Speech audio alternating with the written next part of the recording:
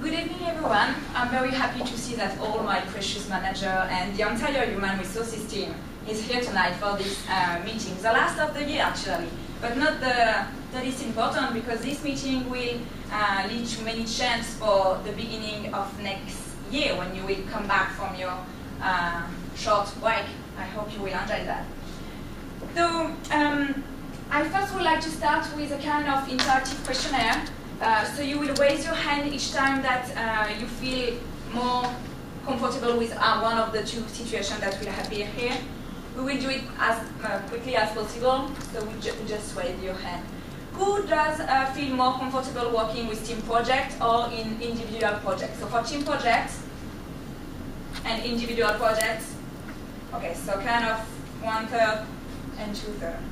The second one, who prefer having a fairly routine job and task compared to a constantly changing situation? So for the fairly routine, not me definitely.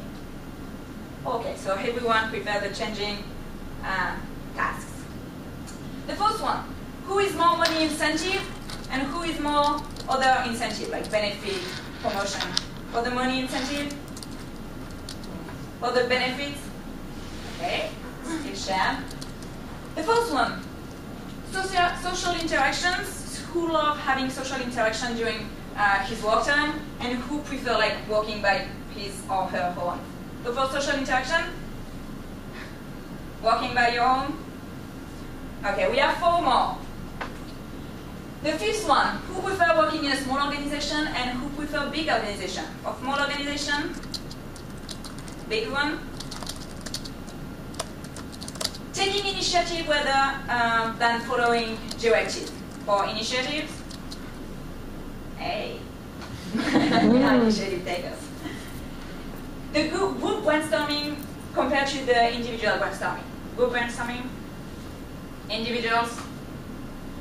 Okay, and the last one, working from home. Do you feel comfortable working from home, or do you need to be in the workplace? From home, 1, 2, and working place. Yeah, we need that. So you see, we are not the same. We have different preferences. We have different expectations for our own jobs. And I'm pretty sure that you are not having all these preferences in your current job or your previous job. Do you feel you have all of them in your current job? No, no. That's the issue. And that's what Wena and Matt believe in, that people should kind of having all their preferences in their jobs. And she is a Yale graduate with a very good master in coaching and psychology. She is also the founder of My Big Fun Life, and she is a coach and an author as well. She really believes that you need to go with your preferences, and for that you need to know yourself. And personality is one aspect of knowing yourself. So there is issue in the hiring process actually. There is a need there, because sometimes you hire people and there is a wrong fit between the employee and the job position. And that's why you need to pay attention to the personality of your candidates to make sure that you limit this wrong fits between your employee and your organization or the job position.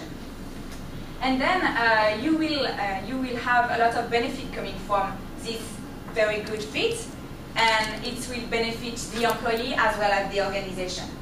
So first we will have a look at the issue here. The traditional hiring process usually focuses on your resume. So the employer will look at your experiences, he will look at your skills and abilities, but he will not really ask you many questions about your personality. And like, if you have a 20-minute interview, it's kind of easy to just behave the way you are expected to behave and not to show your real, authentic personality. And then, so you hire the candidate and you finally find out that even if he has the abilities and skills to do the job, he doesn't really fit to the organization and to the work environment, because he don't like the facilities, he don't like the way people interact between each other in the organization, or he just simply don't like the culture of the company and the management style. So this issue leads to a high turnover into your company, which is costly and it's not very good for your employee. There is some statistic here coming from the Harvard business statistic. 80% of the employee turnover is due to poor hiring decision. This is huge, just due to poor hiring decision during the hiring process. And 40% of all US executives finally end up within 18 months leaving the company or being fired because they are not the right fits for the company.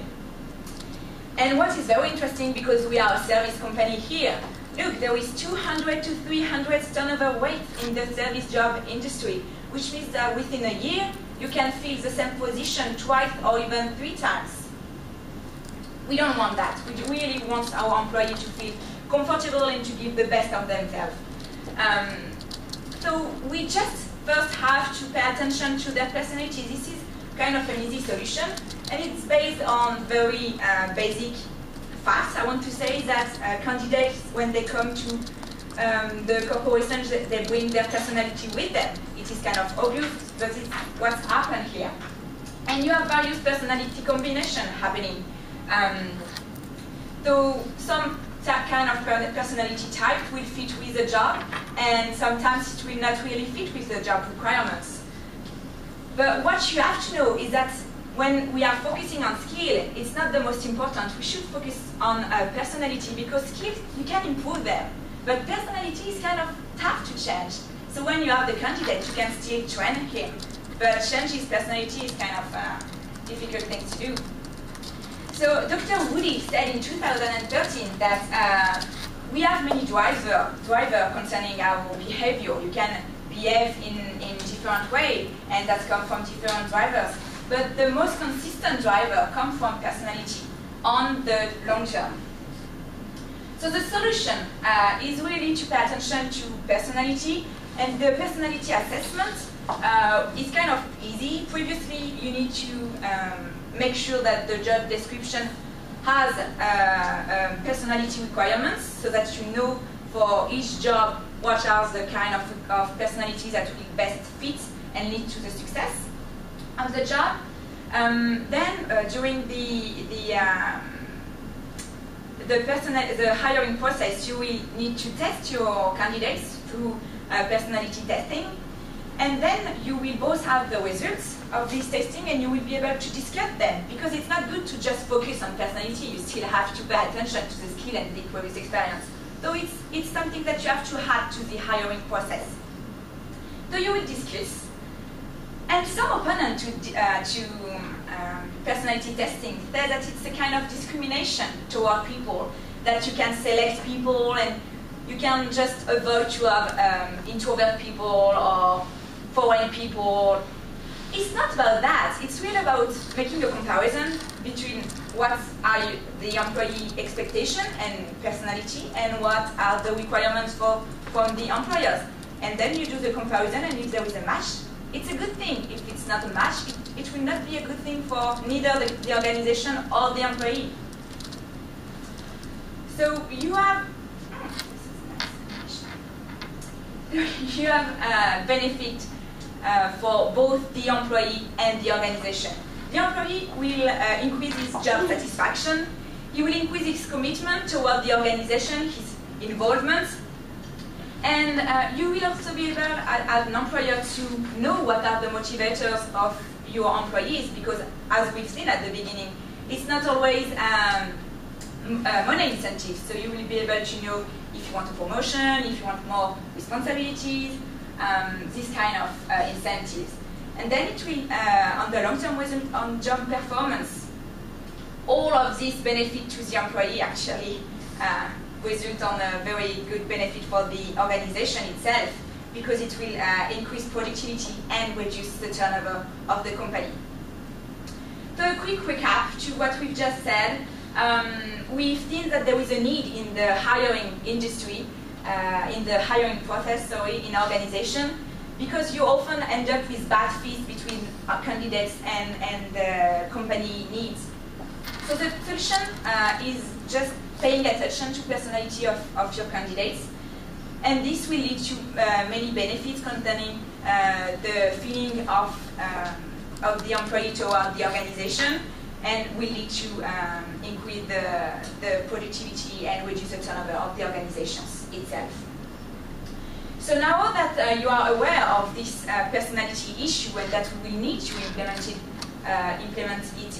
in our process, I made some research concerning the two most popular personality tests for organizations and for the workplace. The Big Five personality test is one of the most famous. So it weights people toward the scales, toward these five criteria. And the third one is the MBTI test, which is not about rating people, it's not giving you a percentage, but it's putting you into a category. So you will be either extrovert or introvert, either something or intuitive. And then you will be part of one of these category. So I would like you to do these tests, and so that for our next meeting on January 13, we will be able to discuss these tests and make a decision toward if we have to do both, if we have to do only one, or maybe if you find another one, we can talk about that and make the decision for the beginning of the year. Thank you for your attention.